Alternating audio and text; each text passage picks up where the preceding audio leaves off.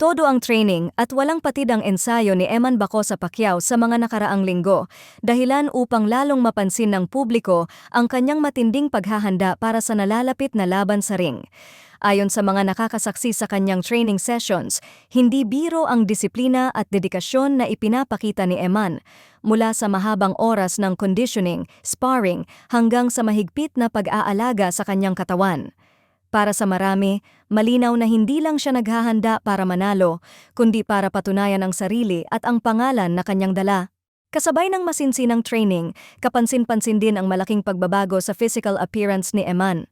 Mas tumikas, mas defined ang katawan, at mas halatang hinubog ng matinding ensayo ang kanyang pangangatawan. Dahil dito, hindi napigilan ng fans na magpahayag ng paghanga, sinasabing mas lalo pa raw itong gumwapo ngayon kumpara dati.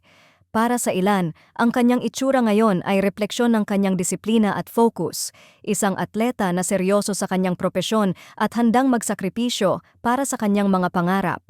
Lalong naging usap-usapan si Eman hindi lang dahil sa boxing, kundi pati na rin sa sunod-sunod na endorsements na kanyang natatanggap.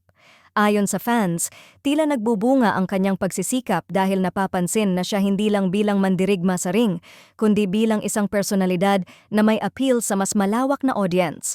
Marami ang nagsasabing bihira ang kombinasyon ng pagiging atletang disiplinado at pagkakaroon ng natural na karisma, at ito raw ang dahilan kung bakit patuloy na dumarami ang kumpanyang nagtitiwala sa kanya bilang endorser. Sa nalalapit na laban sa ring, mataas ang inaasahan ng fans kay Eman Bacosa Pacquiao, hindi lang bilang isang boksingero, kundi bilang isang individual na patuloy na hinuhubog ang sarili sa loob at labas ng ring. Sa ngayon, malinaw ang mensahe.